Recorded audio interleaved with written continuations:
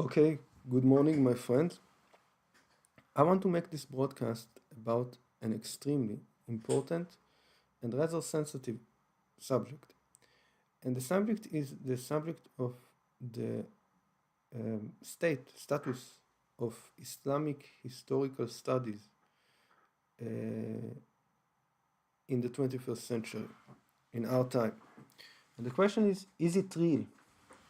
To which extent is the way Islamic history studied in the 21st century representing a real history that actually occurred? What percent of the events, the way that we perceive them, represent a real historical event? And I will make a short introduction first, but first of all, very important words of preface, okay? In our view, religion is a very important thing. Religion is extremely important. We in no way come to pass any kind of, I wouldn't even say criticism, or any kind of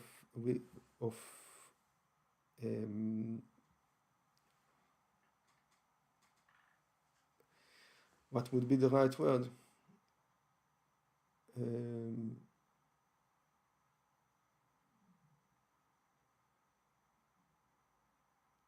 Any kind of criticism against any kind of religion, for sure not the religion of Islam. Religion by itself is an important thing, and we do not view the historicity or the importance of the religion of Islam for its believers and for also for in general in human culture or whatever, different than we view or would want to treat the religion of Christianity or Judaism in any way. We view religion as a very, very important component of human existence. Okay, and faith is a very important thing, and so on and so on. We're not here to come or criticize or sabotage or pass judgment on the religion of any person. This is not our goal, this is not our intention. On the contrary, however, we do believe, and if you will see the channels that I'm broadcasting from, is that even though religion is a very important thing in human culture, in the 21st century, we need to advocate for, I would say, a more mature perception of what religion is. And in this sense, we believe, and you will see, if you will see in our broadcasts, that for instance, in the case of, let's say, Jewish religion, I'm sure you can hear from my voice that I'm an Israeli, that I have an Israeli accent, that religion should not necessarily be viewed as historicity in the modern scientific ways that we view it in our time. In the sense that for us it is very clear that some of the stories that are presented in scripture, in holy books, is symbolic. And it does not necessarily make them less important or less holy or representing certain spiritual ideas if they are not exactly history in the sense that we view history in our 21st century. For instance, in the case of Christianity, it is known for many years now that the question of the historicity of the stories of the New Testament is a serious historical question. Whether the stories occurred the way they did, even to the extent that it is an open question whether the historical story of Jesus Christ, the way it is written in the New Testament, really occurred. Does it make the religion of Christianity less important for its believers or its adherents, or representing certain spiritual content that is of extreme meaning to Christians? No, it does not. So the separation between the historicity of the events and the spiritual and religious importance of the stories is not necessarily in something that is truly harmful for or should be harmful to the religion. And that is our approach and attitude with respect to religion. The stories themselves contain a certain symbolic meaning that is the true importance of the stories. Yes? So, and the same goes for Judaism also. Okay? In Judaism, if one would say that certain of the events did not really occur the way they did, I don't know, Exodus from Egypt, or a talking snake, okay, will not necessarily be of any harmful effect on the religion itself. So when dealing with scripture, when dealing with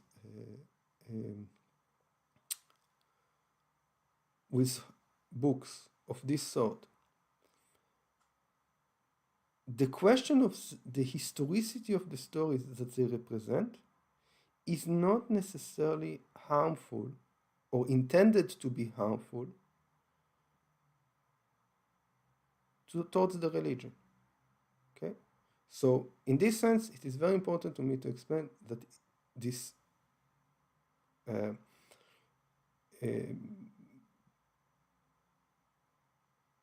broadcast, this discussion that we are trying to engage in now, is not in any ways out of disrespect towards Islam, towards the religion of Islam itself. On the contrary, we believe very strongly that the mature attitude towards religion in general, not just Islam, religion in general, any scripture, is that we need to separate between its spiritual message, the spiritual message of the religion, which is the core of the religion, and between the question of its historicity, whether the events that it describes are essentially representing 100% true events. And we believe that originally, all scripture, not just the Quran, not just Islam, not just with respect to the religion of Islam, was written out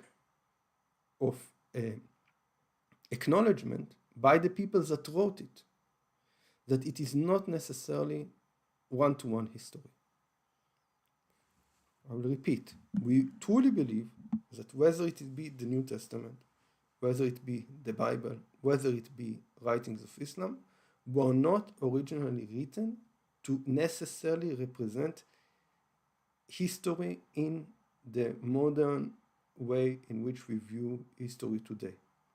Okay, so and this message was forgotten with the years, was forgotten along the years, that the scripture is mainly symbolic in its essence. It is mainly representing a certain spiritual dimension that reflects and it might be somewhat similar to historical events, but is not necessarily one-to-one the real events the way they happened, let's say, in our world.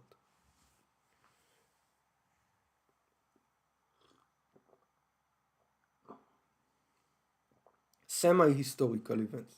And again, does not apply just to the Quran, it does not apply just to Islam, it applies to Judaism and Christianity as well, and probably to other religions also. But other religions are less, the stories are less, let's say, less historical. And it is a very, very complicated matter to try to separate and sieve out, let's say, I don't know, if in the Bible is written about King Solomon, or the second temple or the first temple, whether as probably part of this did exist. But certain parts of the Bible might be symbolic. And we don't see any reason why this would be different for Islam. And we believe that all religions would benefit from reinstituting this more healthy and mature attitude towards their symbolic content. Of course, we know it very clearly in other walks of life, not necessarily history. And we know it quite clearly now in modern age, that certain things that are written in the Bible are not necessarily so, right? For instance, up until a few hundred years ago, people were convicted, they were completely certain that the sun revolves around the earth. Why? Because they thought that this is what is written in scripture. And we're not talking about Islam here, we're talking about the Christian Western world. And it took long time until scientists came and showed beyond any reason of doubt, via astronomical measurements and via telescopes and so on, that the sun does not revolve around the earth revolves around the sun.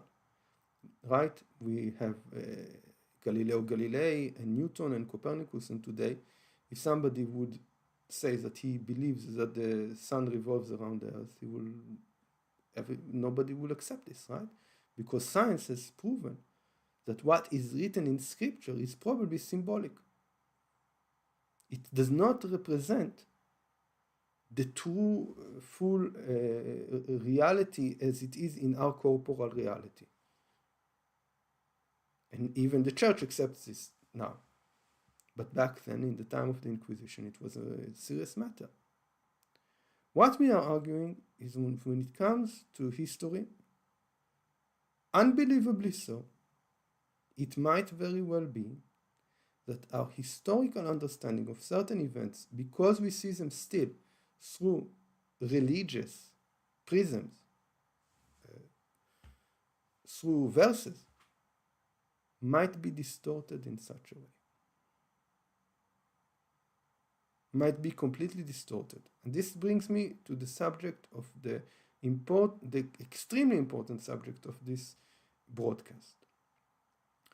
What we are arguing is that the way in which the history of the Middle East in general, not just Islamic history, Arab history in general, the history of the Middle East in the last 2,000 years is heavily distorted, not in the Islamic centers of the way that they study Islamic history in Iran, or the way that Islamic history is studied in Saudi Arabia, the way in which Islamic history and Arab history and the history of the Middle East is studied in the West, in Oxford, in Cambridge, in Harvard, in Princeton, in the Hebrew University of Jerusalem. And the remarkable thing that affirms this to us is two books that are currently completely censored in the current academic institutions of the West. And these two books are revolutionary books. And the reason why I'm making this broadcast in English is because in our channel in Hebrew, we are already in the middle of a series of broadcasts about this specific book, Crossroads to Islam, by Nevo and Nevo Koren, two scholars that are originally Israeli scholars. And we are now in broadcast number 97. And we still have not even came to the first third of the book. And the conclusions written here are astounding and astonishing.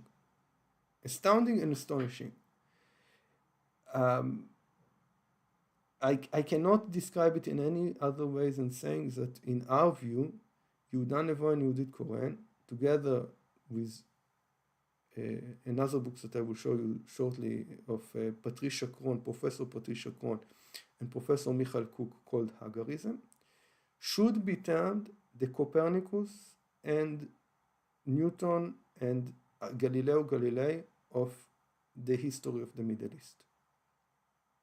It's a completely revolutionary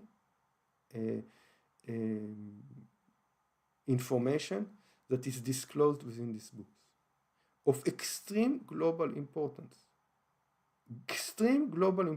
and extreme sensitivity. And it is not without reason that these books, until now, it was not possible to, disseminate them, teach them, open them in public, because sadly, our current academic institutions are completely incapable of containing, facilitating, and maturely dealing with what is written in these two books. So again, one of these books is Crossroads to Islam by Nevo and Hagarism Crossroads, and the other one is Hagarism.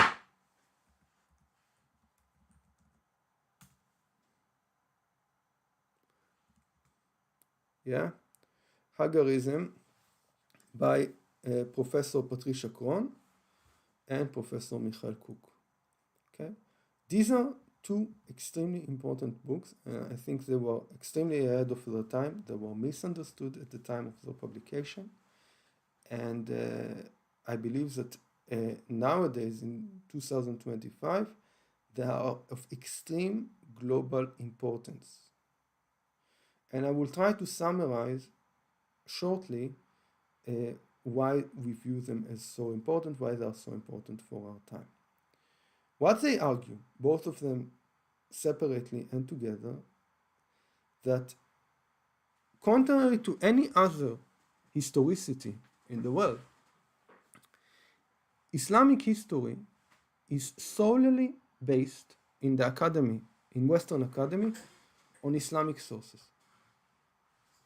It is not based on any way on any external source to Islamic sources, meaning it completely bases itself on a religious story of a specific religion and accept everything that is written in Islamic accounts as history. Now, this is in stark difference to any other historicity. No other history is treated in such a manner in Western scientific studies. None.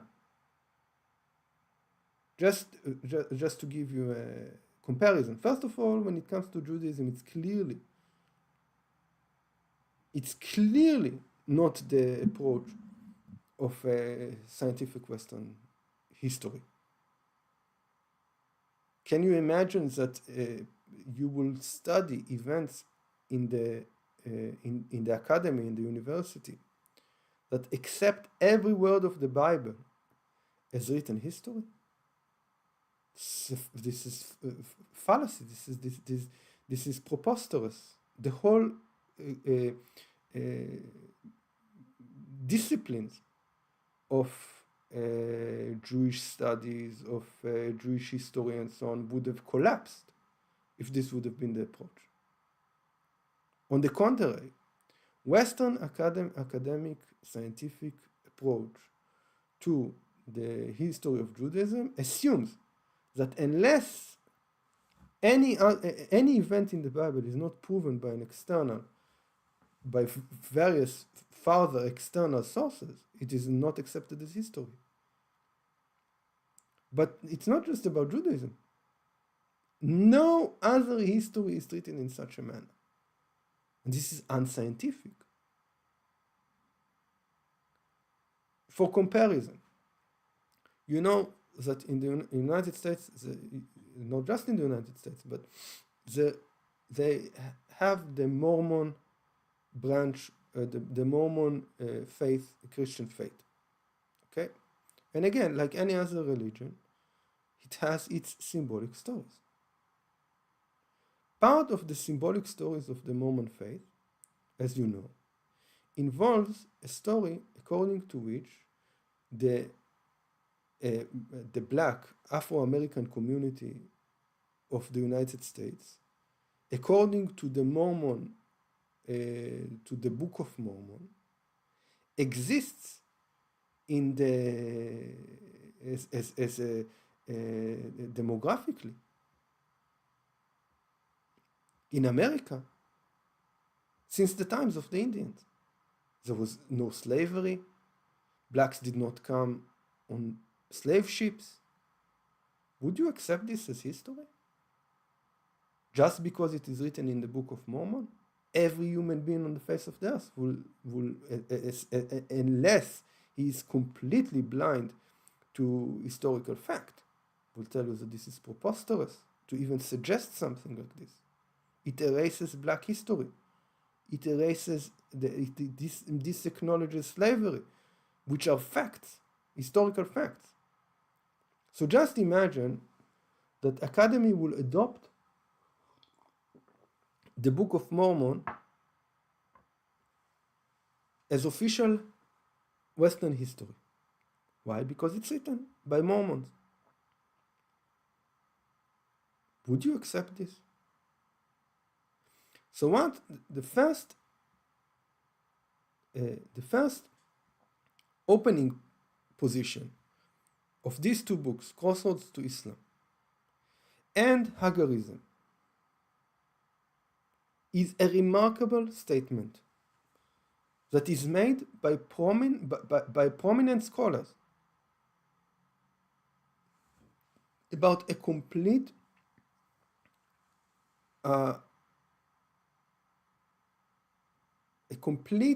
change of the scientific rules when it comes to the study of Islam. And this is something most of the public is absolutely not aware of. When the history of the Middle East is written, when the history of Islam is written, it is based solely on Islamic accounts. No external account is taken into consideration when Islamic sources are to do. This is an unbelievable fact by itself, and most people are not aware of this.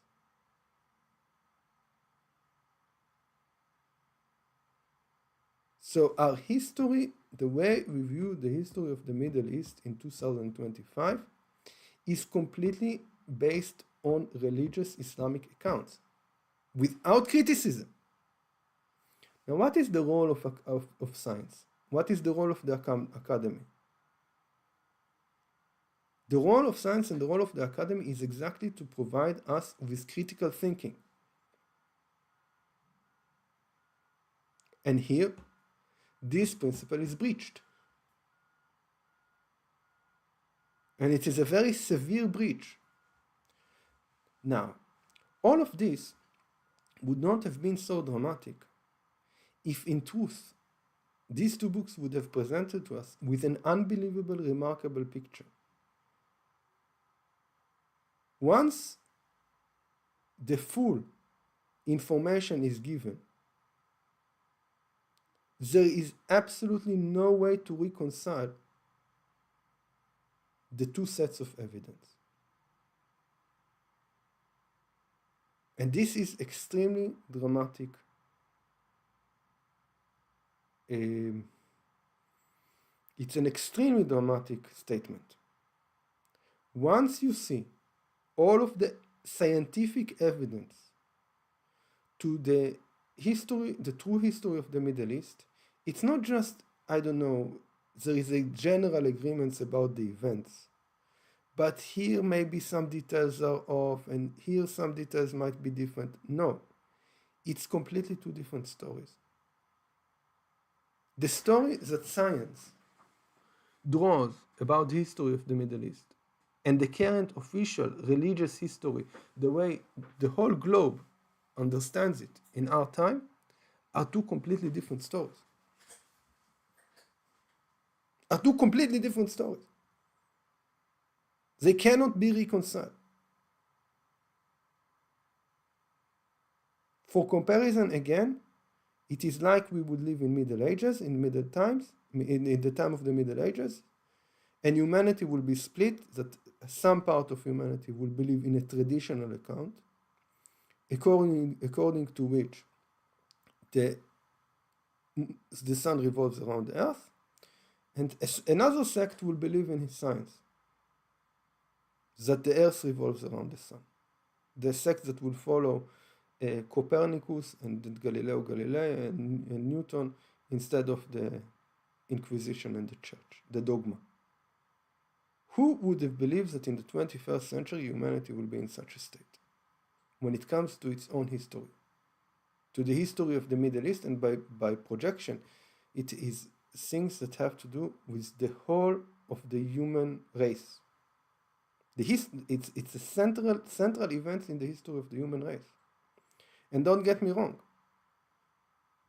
it is of critical importance not just for the West and the Western population, the Jews, the Christians, and so on. It is also of critical importance for the Arabs, for the Arab population of the Middle East,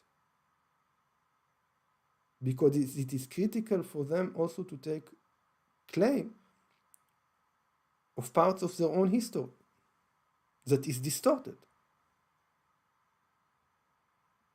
So it's a very sensitive issue. And once you read these books, and sadly, I will not be able to abridge two books of such great historical human importance in one broadcast. It's simply not possible, but I will try to say the following things. Once you start reading the books, you understand that it is touching on very sensitive questions that go far beyond what really happened in Arabia in the 7th century, whether the Islamic accounts are accurate historically or not. It goes far beyond this. It goes into the relationship much before the 7th century of the Arab population of the Middle East with the Byzantine Empire, with the religious Christian institutions of the Byzantine Empire, the Orthodox Church, the Parisian, the true history of the relationship between the Parisian and Byzantine wars. Things that are all rewritten. Full chapters of sections of the human race that are fully rewritten. They are currently in our 21st scientific institutions, rewritten, distorted in the way in which we perceive history. And this is in the 21st century, when information is completely available, when we have the internet, when we have social media. Now, why are these subjects, why are they so distorted? Why is it even possible that something like this would occur? Because it is A, extremely sensitive issues, and B, extremely political issues. It is extremely political issues that are sensitive, and the institutions are collapsing under the political burden and that is involved in these questions, political, human, social, clash of civilizations, call it whatever you will, and eventually bringing us distorted information. And for the sake of humanity, I believe that these books must be open. Must be opened.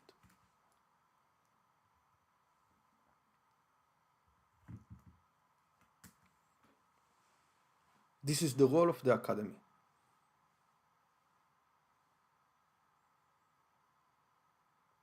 So you see, understanding that the heliocentric model that the Earth and the solar system revolves around the sun, this we can accept, because it is not so political as the questions that we are dealing with now. It's not just political, It's literally clash of civilizations. It is clash of many, many civilizations that, in my eyes, the academy cannot withhold, it cannot sustain this discussion currently in its current formation in a proper, mature manner. And therefore it cannot contain these books. There will never be a course in the next few years given that it's in its syllabus will be Crossroads to Islam or Hagarism.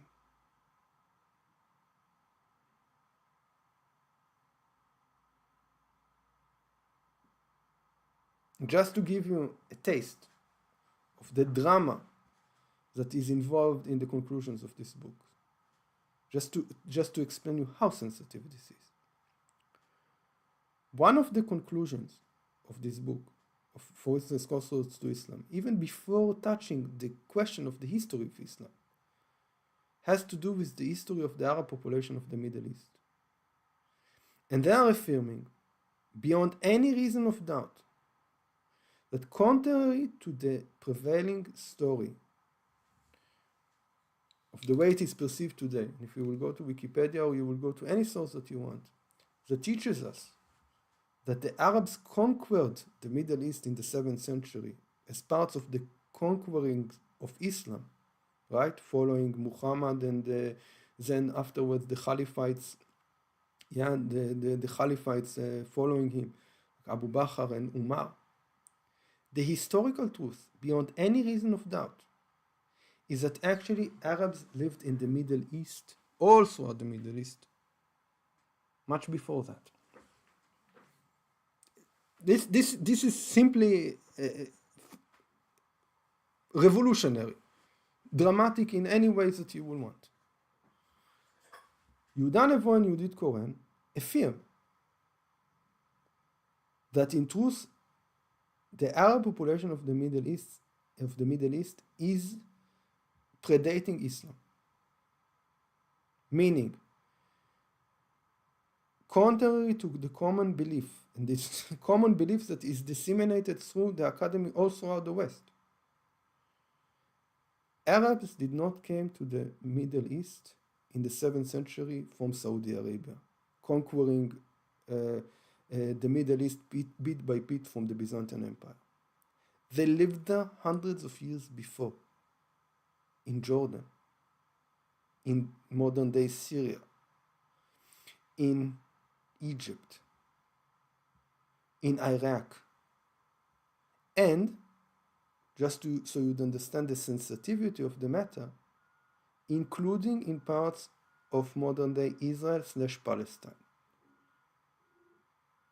Now you understand why I'm saying that this is part of the Arabs claiming their own history back? If you think that I have some sort of, patriotic agenda, Jewish, Israeli agenda, then this is not the case. The case here is a search for truth. So Nevo and Untold Koren actually affirm the existence of a pre-Islamic Arab population all throughout the Middle East. The Arabs are not conquerors of the Middle East. They are natural inhabitants of the Middle East. And this is distorted in the way in which the current history of the Arab people is transferred throughout Western institutions, making huge problems. If you know, this is part of the claim, for instance, of Professor Edward Said in his book Orientalism, that the Arab history of the Middle East is distorted. So these books are by no means anti-Arab. They are by no means also anti-Muslim. They are pro-truth. And once you fix the puzzle in such a way,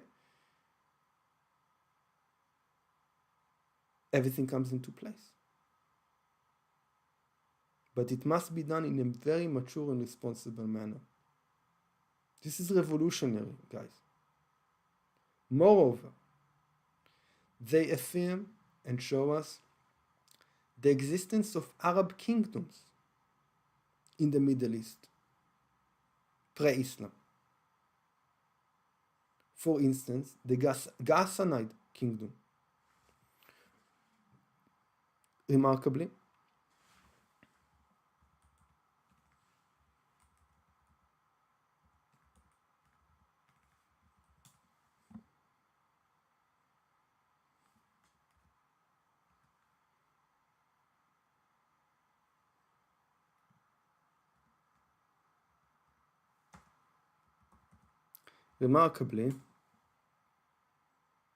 as you can see, this is a kingdom of pre-Islamic Arab kingdom that, okay, as you see, it's documented, but it is not highlighted,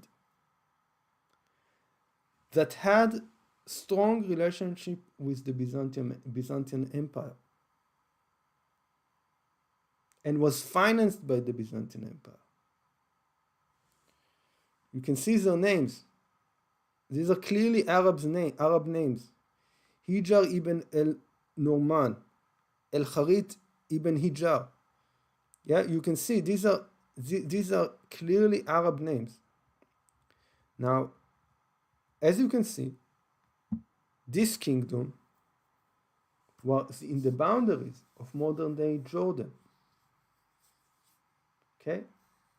And at that time, this region of the world was called Palestine. Okay? So we are talking about a censored history of a Christian Arab kingdom, pre-Islamic, that has also been called the ancient Palestine. Okay? All of this completely erased from history. Okay? It's not erased because you see, there is a very good saying for this purpose, and the way people say is that, you know what is the best place to hide a book? The best place to hide a book is in a library. This is exactly what happens in our time. The books are not hidden. It's not like, Fahrenheit 541, or A Brave New World in which books are being burnt. We don't live in a reality in which books are being burnt. They're just not studied. It's all the information is there, but it's never shown to you. You understand? You don't go to school and learn about this stuff. You don't go to the university and learn about this stuff. But if you will say, it's censored, they will say, here it's in Wikipedia. You just never saw it before. But this is the best way to hide a book, in plain sight. The books are available. You can get them, but they're never studied.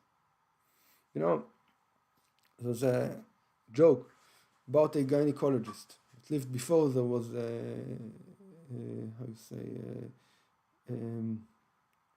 ultrasound checks. And he used to have 100% success of determining the sex of the child. So when the parents came, he used to tell them that it's going to be a boy. And then after birth, if it was a daughter, he used to write it in his journal that he told the parents that it's going to be a daughter. So then when they will come, they will and tell them, you told us it's going to be a boy. I said, no, in my journal it's written that here, come see. I wrote it's going to be a girl. The same thing happens here. The information is available, but nobody goes and checks. Now look at something unbelievable. You see, this is some information about the Ghassanid dynasty. And as you see, they had their banner, and they also had a flag. And the remarkable thing with the Ghassanid flag is that it might look familiar to you. Let me make it a bit bigger. You see a censored Palestinian kingdom in actually modern-day Jordan. This is the Ghassanid flag. Okay? Let's compare it to another flag.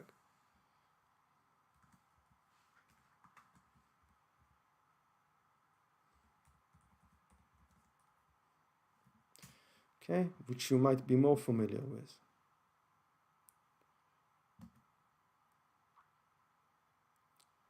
Okay, let's make a short comparison.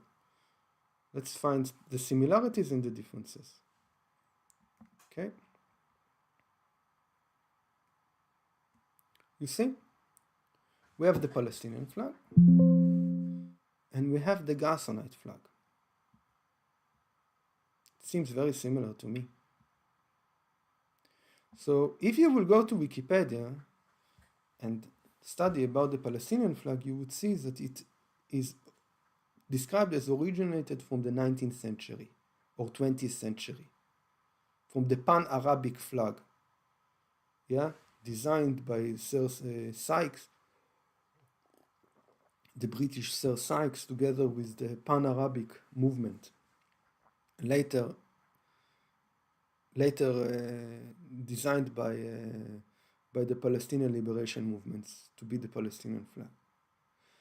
But nobody will tell you that it is actually in the image, spitting image, of a flag of an ancient Palestinian kingdom existing in modern-day Jordan. Do you even understand the sensitivity of what I am telling you here? Do you understand how many forces, political forces, in the world will feel very uncomfortable from the disclosure of this information? And not only so, this flag, the original Palestinian flag, you can see one striking difference between this flag, the modern-day Palestinian flag, and the original historic Palestinian flag. And this is the fact that the original Palestinian flag had a huge cross in the middle, Christian cross, that does not appear here. Okay? Because original Palestine, A, was in the region of modern-day Jordan, and B, there definitely existed a Palestinian, an ancient Palestinian state, only not in the region of current-day Israel, rather in current-day Jordan. And C, it is pre-Islamic. Its population was a Christian population. Now, do you understand why so many political forces in the world, from all corners, be it the Israeli political interests, the Muslim political interests, Palestinian political interests, simply want this chapter in history erased? It's not good for anybody's business.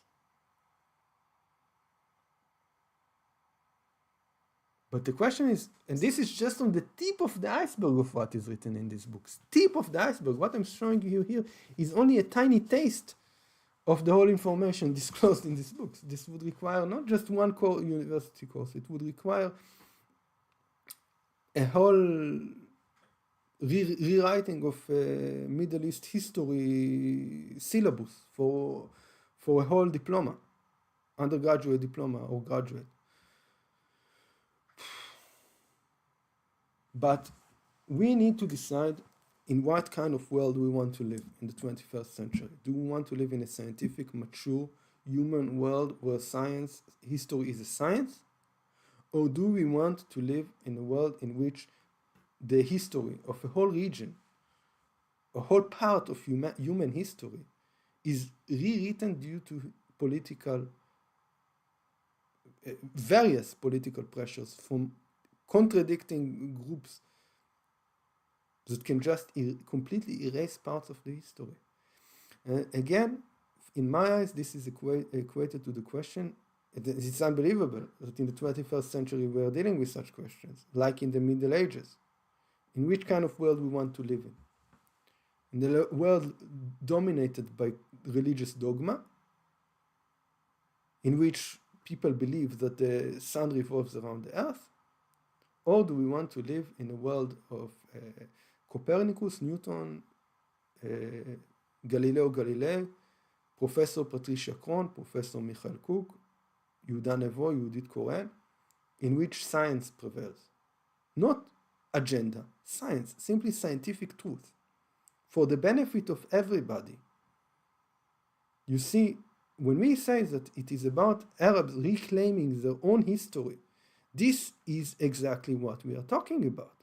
This is part of Arab history. This is part of their own heritage that is crucial for a full and mature understanding of the whole situation of the Middle East. The suffering of millions of people around the world has to do with these things. It's not pro this or pro that or anti this or anti that or God forbid anti-Muslim or anti-Arab or pro-Jewish or pro-Israeli or whatever. None of these things. It's pro-science. It's pro-truth. And only like this can the puzzle be truly solved. The puzzle and true peace in the Middle East and true peace in the world could be attained. This is the only path for peace, a true figuring out of what happened here in the last 2,000 years. Because you see, the current distortion of the history, according to which Arabs that lived in this region for centuries, much before even the Romans came by, are conquerors in their own land, for surely distorts the picture.